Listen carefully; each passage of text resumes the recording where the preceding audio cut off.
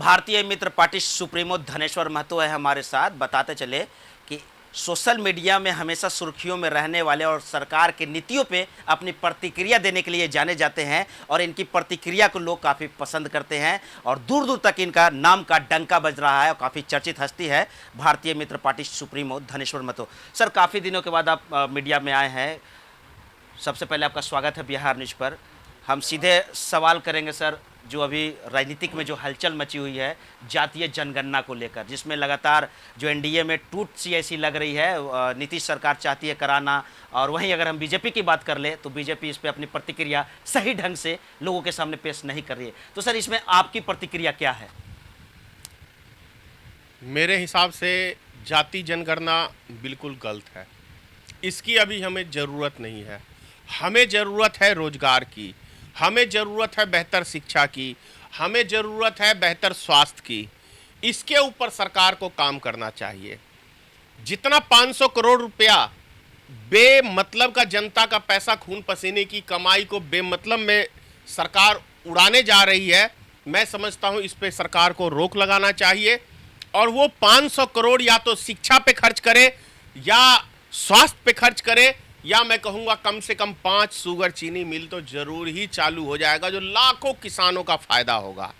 तो बिहार सरकार से मैं कहूँगा कि आप जाति जनगणना को छोड़ के बिहार के विकास के लिए सोचें, बिहार के विकास पे बात करें। तो क्या बिहार का विकास नहीं हो रहा है? वो तो विकास पुरुष के नाम से जाने जाते हैं और तमाम जगहों पर डंका अपना नाम का बोलते हैं कि विगत 2004 के बाद 2005 के बाद जब से आए हैं तो लगातार बिहार में विकास ही हो रही है, विकास की बयार बही हुई है।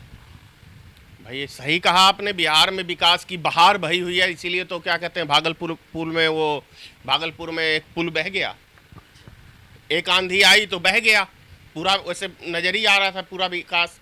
पिछले साल आपने देखा होगा छपरा साइड में एक हल्के से पानी के झोंके से एक पुल नया बह गया। तो कैसा विकास की गंगा बह रही है बिहार में, इससे पता चलता है।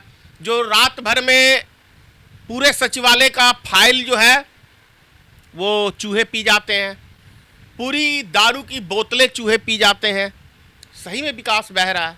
ये नज़र आ रहा है बिहार की जनता को भी और अन्य प्रदेश के लोगों को भी कि वास्तव में बिहार में विकास हो रहा है। एक चूहा इतने बड़े पुल को बहा ले जाता है तो समझ सकते हैं कि किस तरह का विकास है।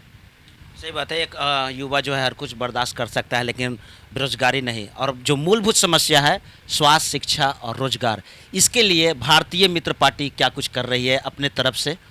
आपने वादा किया था विगत कोविड के बाद कि जितने भी प्रवासी बिहार से जो बाहर थे, जो आए थे, और उस समय आपने वादा किया था कि मैं जल्द ही बिहार वासियों के लिए बाहर नहीं जाना पड़ेगा और रोजगार लेके आ रहा है। और सर 2 साल हो गया है, सर क्या कर रहे हैं आप इसके लिए? हमने अपना वादा जो किया था वो पूरा किया है। हमने कहा था कि हम बिहार के लोगों के लिए रोजगार का सुविधा उपलब्ध कराएंगे। हमने जीन्स का कारखाना डाला है जिसमें टी शर्ट, बू शर्ट और जीन्स तैयार किया जा रहा है।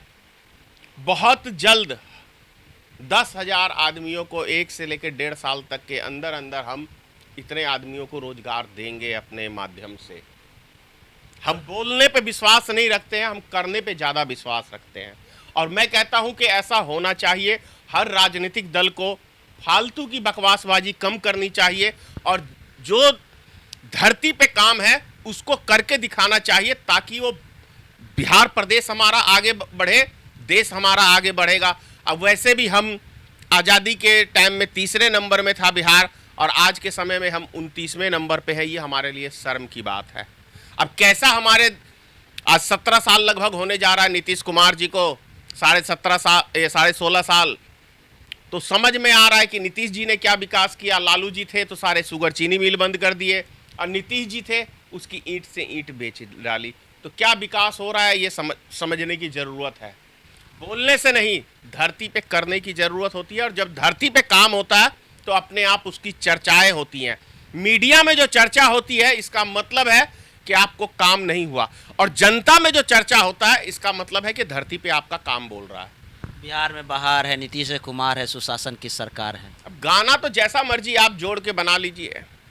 नीतीश कुमार जी के शासनकाल में ही 34 बच्चियों का बलात्कार हुआ है। आपको मुजफ्फरपुर में बालिका गृह में, पटना में हुआ है। नीतीश कुमार के शासनकाल में ही वो जो भागलपुर में कौन सा घोटाला हुआ था, सृजन घोटाला, वो नीतीश कुमार के टाइम में ही हुआ है। तो अब कैसा बहार है ये तो माननीय नीतीश कुमार जी ही जान सकते हैं। आप जिस चौक चौराहे पे चले जाइए, आपको पुलिस वाले आम जनता से वसूली करते हुए, भ्रष्टाचार बढ़ाते हुए आपको नजर आ जाएंगे। अभी 2 दिन पहले की घटना है, ये गांधी सेतु पुल पार करने के बाद हाजीपुर में आपको एक चौक पड़ता है, पुलिस चौकी बनी हुई है, वैशाली लिख के, हाजीपुर। दिन दिहाड़े खुलेआम मेरे आंखों के सामने 5 गाड़ी वाले से 500 रुपये वसूली किए। मेरे से भी 500 रुपये मांगा, क्योंकि हमने सीट बेल्ट नहीं लगा रखा था इसलिए। तो हमने कहा कि हम आपको नाजायज पैसा नहीं देंगे, हम सरकार के खजाने में देंगे। दो आदमी थे, 2000 का चालान हमने कटवाया, बाकायदा उसकी रसीद है हमारे पास। लेकिन मेरे नज़रों के सामने उसकी हिम्मत देखिए पुलिस प्रशासन की, कि एक नेता खड़ा है सामने में, उससे भी रिश्वत मांग रहा है और उसके सामने वो वसूली भी कर रहा है। तो क्या हाल है बिहार में? किसकी बहार है? भ्रष्टाचार की बहार है या नीतीश कुमार की बहार है? ये तो जनता जानती है और आप न्यूज़ चैनल वाले भी जानते हैं। क्या रसीद नहीं काट रही थी, चालान नहीं काट रही थी, ऊपर से मांग रहे थे क्या बिहार पुलिस के पैसे लोग? यह मैंने कहा तो सही, खुल के बोल रहा हूँ कि 500 रुपये मांग रहे हैं, सबसे ले रहे हैं और आराम से उसको सलूट करके जाने दे रहे हैं। एक समय था कि धनेश्वर महतो सरकार की गलत नीतियों को लेकर सड़क पर उतरता था, लेकिन आजकल सोशल मीडिया पे आ रहा है। क्या वजह है सर? एक समय में आप पुलिस की लठ भी आप खाई थी, जिसके आपको काफ़ी घायल हुए थे, लेकिन इधर आप काफ़ी सालों से सड़क पर आंदोलन नहीं कर रहे हैं। सड़क पे आंदोलन करें या चाहे सोशल मीडिया के माध्यम से आंदोलन करें, आंदोलन तो आंदोलन है। अब सवाल रहा कि हमने आंदोलन किया था प्राइवेट स्कूल के खिलाफ, सरकार को झुकाया था और सरकार ने कानून पास किया था। क्या कानून वो धरती पे नज़र आ रहा है? नहीं नज़र आ रहा है। क्या जनता जाग गई? नहीं जागी। ये भी बात सोचने की। आप सो गए? मैं सोया कहाँ हूँ, मैं तो जागा हुआ हूँ। मेरा जो कर्तव्य था, मैंने रोजगार का वादा किया, मैं उस रोजगार के ऊपर काम कर रहा हूँ। काम तो कोई एक ही आप कर सकते हैं, इधर करें या उधर करें। अब जब काम की सेटिंग हो जाएगी, हम 10,000 आदमियों को रोजगार दे देंगे, तो हम फिर से आएंगे इसी लाइन में। आपने एक टारगेट को पूरा कर लिया, दूसरा टारगेट आपका क्या है जो कि बिहार में आप सुधार करने की बात करेंगे? देखिए, मैं जब तक जीवित हूँ तब तक मैं जनता की आवाज़ उठाता रहूँगा, सरकार को आईना दिखाता रहूँगा, जो मेरा कर्तव्य बनता है वो मैं करता रहूँगा। तो क्या आपके इस रोजगार से जो बिहार के लोग बाहर जाते थे वो अब नहीं जाएंगे? भाई 14 करोड़ 13 करोड़ की लगभग आबादी है बिहार की। अब उतने का तो मैं नहीं बोल सकता हूँ, लेकिन हाँ मैंने कहा है कि 10,000 परिवार को एक व्यक्ति को मिला तो एक परिवार चलाने के लिए हो ही जाता है जुगाड़। तो 10,000 परिवारों को तो मैंने ज़रूर कहा है कि मैं रोज़गार दूंगा और उस पर मैं काम भी कर रहा हूँ। अच्छा, एक जाते जाते आखिरी सवाल, शिक्षा की हम बात कर ले। आप काफ़ी सोशल मीडिया पे आप देखे होंगे, एक वायरल हो रहा होगा सोनू, जो कि नीतीश कुमार के सामने खुले मंच पे आकर कहता है कि मुझे पढ़ना है, मुझे हिम्मत दीजिए, और शिक्षा की बदहाली के से रूबरू कराता है। लेकिन दूसरी बार भी जब काफ़ी सोशल मीडिया पे वायरल होने के बाद फिर से नीतीश कुमार के पास आते हैं, तो वो इसे ठीक से नहीं पहचानते हैं और अभी भी वो लड़का दर दर भटक रहा है शिक्षा को लेकर। देखिए, मुझे हमदर्दी थी, अब नहीं है उस बच्चे के साथ। पहली बार जब नीतीश कुमार से सवाल किया, आईना दिखाया नीतीश जी को, तो मुझे अच्छा लगा। लेकिन उसी लड़के का मैं एक वीडियो देख रहा था, उस वीडियो में वो कह रहा था कि माननीय प्रधानमंत्री जी मेरे को फ़ोन करके मेरे से पूछे कि तू क्या चाहता है। तो उस लड़के की मानसिकता मुझे लगी कि कहीं ना कहीं वो अपने आप को बहुत बड़ा, प्रधानमंत्री से भी अपने आप को बहुत बड़ा मानने लगा, क्योंकि जब प्रधानमंत्री को वो आदेश दे सकता है कि भाई आप मुझे कॉल करो, अब मेरे से बात करो, तो समझ सकते हैं कहीं हो सकता है उस लड़के की दिमागी मेंटेनेंस ठीक नहीं है, या फिर वो लड़का ज़रूरत से ज़्यादा ही अपने आप को स्मार्ट, या क्या, जब सोशल मीडिया पे कोई आ जाता है तो कुछ ज़्यादा ही वो समझने लगता है। ऐसा मुझे लगा कि वो कुछ ज़्यादा ही अपने आप को समझने लगा। तो मैं समझता हूँ अगर एक बच्चा शिक्षा प्राप्ति की ओर चल रहा है तो उसका मांग जायज़ है, और वो राजनीतिक रोटी सेकने के लिए आगे बढ़ रहा है तो मैं समझता हूँ गलत है। तो राजनीतिक अपने दम पे करे और फिर सरकार से उसको मदद मांगने की ज़रूरत नहीं, मैं समझता हूँ ऐसे बच्चों को है। एक पोस्ट अभी आज आपने किया है, देशद्रोह बना साथी, या किस इस टाइप का आपने एक पोस्ट किया है? मैंने एक पोस्ट किया है सवेरे फेसबुक के ऊपर हार्दिक पटेल के संबंध में।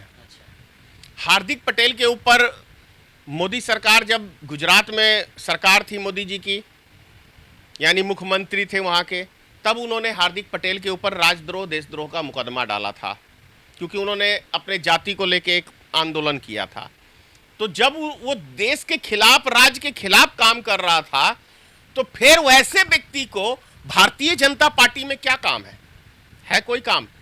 और यदि ऐसे मुकदमे के बाद भारतीय जनता पार्टी ऐसे नेता को ले रही है अपनी पार्टी में, तो कहीं न कहीं या तो भारतीय जनता पार्टी ने उसको प्रताड़ित किया, या फिर उसको इस्तेमाल किया, या उसके भविष्य के साथ खिलवाड़ किया, या उसको डरा धमका के अपनी पार्टी की ओर खींचा। इसका मतलब कि कोई देशद्रोही, कोई कुछ नहीं है। यदि आतंकी गतिविधि को बढ़ावा दे रहा है और सीधे साधे बच्चे को आतंकवादी और देशद्रोही जैसे मुकदमे में फंसा रहा है, तो भारतीय जनता पार्टी फंसा रहा है। और पूरी की पूरी मैं समझता हूं भारतीय जनता पार्टी ऐसी गतिविधियों में शामिल है।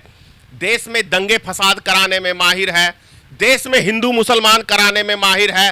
हार्दिक पटेल जैसे नौजवानों का, कन्हैया कुमार नौजवानों का, और एक गुजरात का और है, वो ऐसे ऐसे नौजवानों का भविष्य खराब करने के लिए पूरी ताकत लगाई बीजेपी ने और उसको बदनाम करने का काम किया। इसका मतलब ये सारी खबरें झूठी हैं और भारतीय जनता पार्टी ही मेन फसाद की जड़ है। अपनी राजनीतिक रोटी सेकने के लिए कुछ भी कर सकती है, इसका ये प्रमाण हो गया। आपके हिसाब से हार्दिक पटेल को बीजेपी में शामिल नहीं होना चाहिए था? शामिल होना चाहिए ये या नहीं होना चाहिए, लेकिन ये बात तय है कि यदि हार्दिक पटेल देशद्रोही है और अपने आप को देशभक्त भारतीय जनता पार्टी मतलब कहती है कि मैं हूं, देश के लिए काम करती हूं, तो इसका मतलब है कि आप देशद्रोही को अपनी पार्टी में शामिल कर रहे हो, तो इसका मतलब आप भी देशद्रोही हुए। ये मैं नहीं, बीजेपी के जो कारनामे हुए उस पर मैं बोल रहा हूं। तो ये थे भारतीय मित्र पार्टी सुप्रीमो धनेश्वर महतो की, जो अपनी बेबाक राय के लिए जाने जाते हैं और हमारे साथ भी अपनी राय को बेबाक तरीके से रखा। तो और भी छोटी खबरों के लिए देखते रहे हमारे चैनल को, और तब तक मुझे दीजिए इजाज़त। कैमरा पर्सन समीम के साथ मैं विशाल चौहान, बिहार न्यूज़ पटना।